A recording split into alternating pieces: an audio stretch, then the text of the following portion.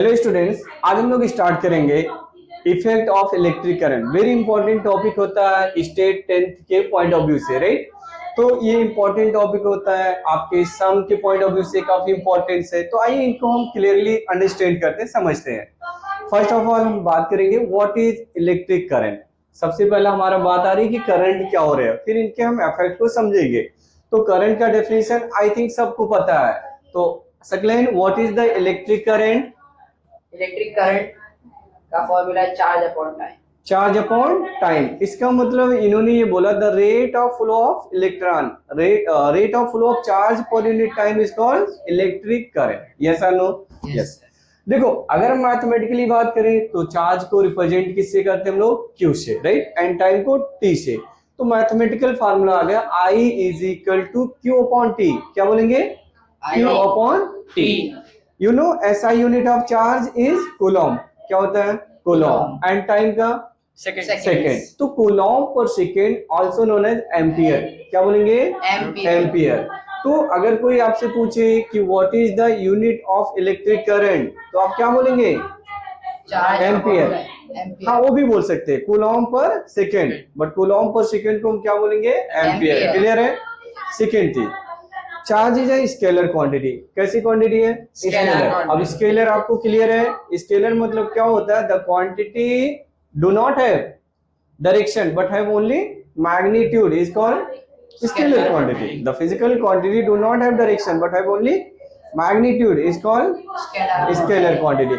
अभी देखो, यहाँ पे इंपॉर्टेंट चीज समझिएगा, करंट के पास डायरेक्शन भी है और मैग्नीट्यूड भी है, फिर भी इसको हम किसके अंडर में पढ़ेंगे? स्केलर। बिकॉज एक लॉ होता है, आगे चल के आप 11th में समझोगे, एक होता है triangular law of vector addition. क्या होता है? Triangular law of vector addition. उसको ये ओबे नहीं कर रहा, इसके लिए हम इसको किस में पढ़ते हैं? स्केलर में। क्लियर है? अगर कोई पूछे current it is a scalar quantity why, तो आप क्या बोलोगे? Do not obey triangle law of vector addition. उसको ओबे नहीं करेगा। क्लियर है? देखो, हमने यहाँ पे एक डायग्राम बनाया, दो डिफरेंट वायर ले लिया, इधर से कुछ और करंट आ रही है, इधर से कुछ और करंट आ रही है। इधर का हमने नेम दे दिया I1, इधर का I2। तो इन दोनों को कंबाइन करके एक सिंगल वायर से आप कनेक्ट करोगे तो जो नीचे आ रही करंट, इनका सम हो क्या आएगा? मतलब I1 plus I2। Suppose that हम डेटा दे दिया आपको, इधर से कितना एम्पियर आ रही है? 3 एम्पियर, और इधर से कितना आ रहा है बेटा? 2 एम्पियर। तो आपको रिजल्ट कितना मिलेगा? 5 एम्पियर। 3 प्लस 2 पक्का ना? ये भी सिखाना पड़ेगा? नहीं ना? हाँ, तो कितना आ रहा है? 5 एम्पियर। Second one. अब देखो, करंट समझ में आया। करंट के बाद हमें ये समझना होगा कि इलेक्ट्रिकल एनर्जी क्या हो रही है, यानी एनर्जी, इलेक्ट्रिकल एनर्जी। तो यहाँ पे electrical energy is defined as potential difference into charge. Simple में आप ये बोलो, क्या बोलेंगे? Potential energy into charge. वापस क्या बोलो? Potential energy into charge. Clear है? यस। अभी देखो, पोटेंशियल डिफरेंस क्या लिखा हमने? Potential difference. Potential difference I think सबको पता, अगर ये बैटरी हम लोग कंसीडर करते हैं प्लस माइनस, इसी को हम बोलते हैं पोटेंशियल डिफरेंस। यस। तो डेल्टा V इंटू चार्ज, इसको हम बोलते हैं electrical energy.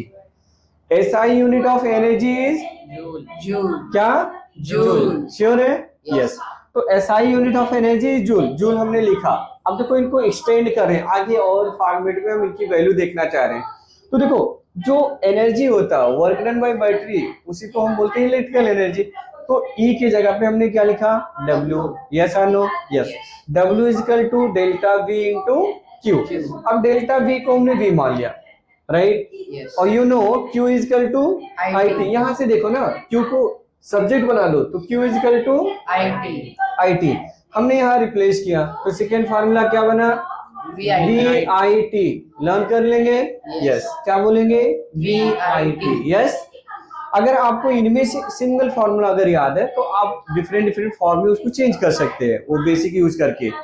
Second formula also, इसको हम बोलते हैं ओम्स लॉ। क्या बोलते हैं? ओम्स लॉ क्या होता है? V is equal to IR। पक्का ना?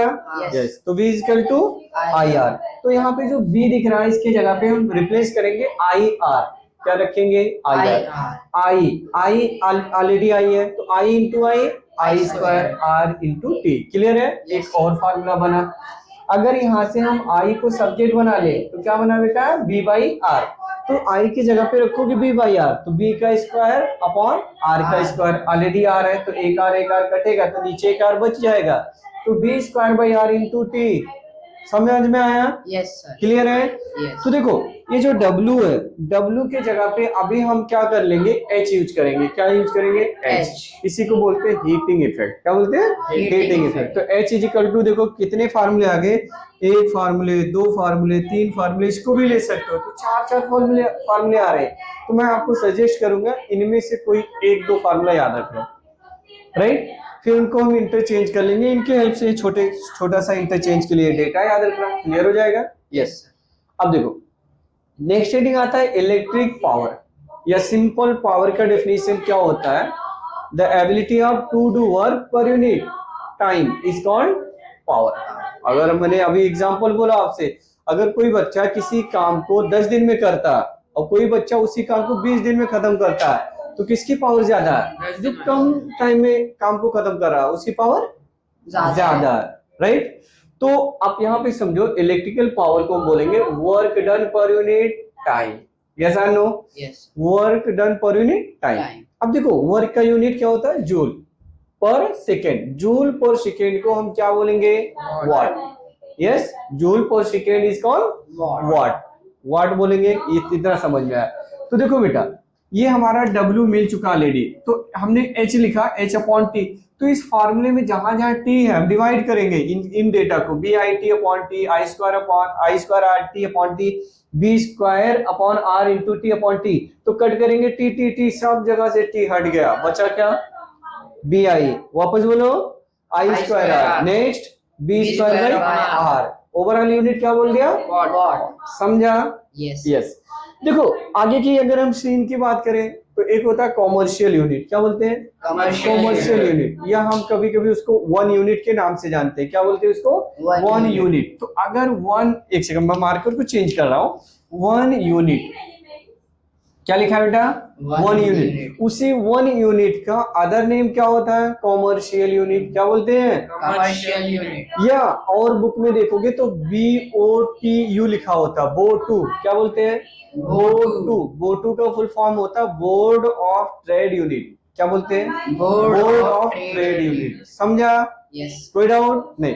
तो देखो कॉमर्शियल यूनिट आपके घर में जो आते हैं इलेक्ट्रिशियन है, रीडिंग लेके जाते हैं मीटर बोर्ड से, वो यही फॉर्मूला यूज कर लेते हो लोग, राइट? वो आपका यूनिट काउंट करेंगे। जैसे आपने एक पूरे मंथ में सपोज दैट 20 यूनिट आपने यूज किया, कितना यूनिट? 20 यूनिट। और मार्केट में एक यूनिट का दाम सपोज दैट आज के टाइम में 10 रुपीज। कितना? 10 रुपीज। कितना यूज किया? 20। तो लोग क्या करते हैं, 20 इंटू जो बेस प्राइस होता है उससे मल्टीप्लाई करेंगे, तो 20 इंटू 10, 20 इंटू 10 कितना आ रहा? 200, यानी 200 का आपका बिल आ गया। समझा? मोबाइल में आपके थ्रू आपको नोटिफिकेशन आता है या एक स्लिप भी आ जाता घर पे, तो ऐसे वो लोग कैलकुलेट करते हैं। क्लियर है? तो देखो कॉमर्शियल यूनिट अगर निकालना है तो आप यहाँ पे यूज कर सकते हो what into our into day upon, क्या फार्मूला लगाएंगे बेटा? 1000। इस फार्मूले के हेल्प से आप निकाल सकते हो unit. What into our into day upon 1000। जैसे समझो आपके घर में एक फैन यूज हो रही है और फैन का पावर मान लीजिए कितना यूज करें, 20 वाट है। कितना वाट है? 20 वाट। एक दिन में आप यूज कर रहे हो 5 आवर्स। कितना? 5 आवर्स। तो यहाँ पे लिखोगे 20 वाट हो गया। कितना घंटा यूज करो? 5 आवर्स। कितने दिन के लिए यूज करो? 1 मंथ। मान लो मई के महीने में यूज करो, मई में हाउ मेनी डेज? 31 डेज। कितना होता? 31। यहाँ पे आप क्या लिखोगे? 31। नीचे क्या लिखोगे? 1000। तो आपको एग्जैक्ट डेटा मिलेगा, इतना यूनिट आपने यूज किया पूरे मंथ में। समझा? वो जो यूनिट आएगा आपका, जो मार्केट का रेट होगा, उससे मल्टीप्लाई करोगे तो अमाउंट पता चलेगा। क्या पता चलेगा? अमाउंट। क्लियर है? Yes. कोई डाउट नहीं?